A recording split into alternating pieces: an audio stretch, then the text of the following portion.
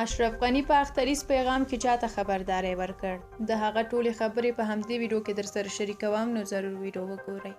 د افغانستان مخکینی ولسمشر محمد اشرف غنی د یکشنبه اپریل په لومړۍ غونډه په 11مه خبرداري ورکړ چې په افغانستان کې د قدرت او واک انحصار به حالات نور هم خراب کړي. ښاغلي غني د خپل رسمي فیسبوک له لارې د اختر په مناسبت په یوه غږیز پیغام کې چې معلومه نه ده کله او چیرته ثبت شوی، وویل چې له روانو حالاتو څخه به د وتلو یوازینۍ لاره ملي اجماع او یووالی دی. نوموړي وویل چې افغانستان د خپل تاریخ یوې بلې مهمې مرحلې ته داخل شوی.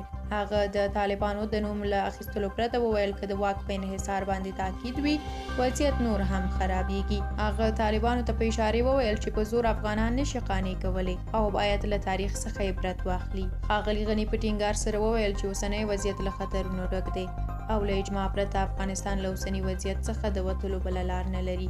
ضرورت دی چې سره له ټولو افغانانو په ملي اجماع باندې وغږیږو او د لارې یوې نقشې ته راشو چې د یوه هوسا، آباد، آزاد او بېطرفه افغانستان موخو ته ورسیږو او ټول ملا وتړو چې آبادۍ او ژوند ته کار وکړو، نه بربادۍ او مرګ ته. طالبانو د 2021 د اګست په 15مه په کابل کې بیا واک ترلاسه کړ او اشرف غني له افغانستان څخه ووته.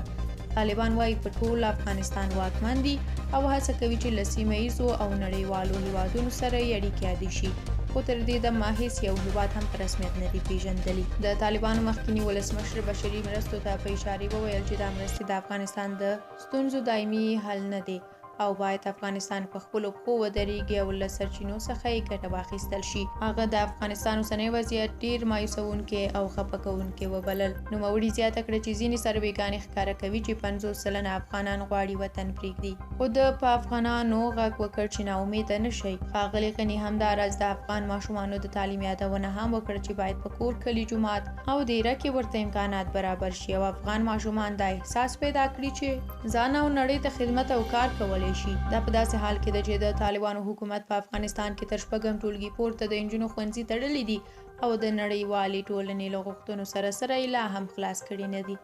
ښاغلي غني په افغانستان کې وروستیو بریدونو او چاودنو ته په اشارې وویل که یو ځل بیا انفجار او انتحار پیل شول، مخه نیول به ستونزمن وي. هغه د نورو ولایتونو ترڅنګ په ضمني ډول د خوست ولایت پیښه هم یاده کړه چې د پاکستاني الوتکو په بمبار کې په لسګونه کسان ولسي خلک ووژل شول او ژوبل شول. د یو شمېر نورو چاودنو مسؤلیت د داعش ډلې منلی هم دی.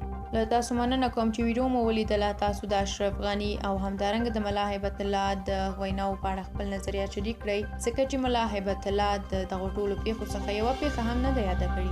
آیا هغه له دغه پیښو څخه خبر نه دی؟ دا چې په افغانستان کې څه کیږي، دا چې چیرته بمباري کیږي، چیرته چاودنې کیږي، آیا له دې ټولو څخه خبر نه دی؟ تاسو خپل نظر، انتقاد او پیشنهاد په کومنټ کې لیکلی شئ. موږ هم ستاسو نظرونه لولو. تر بیا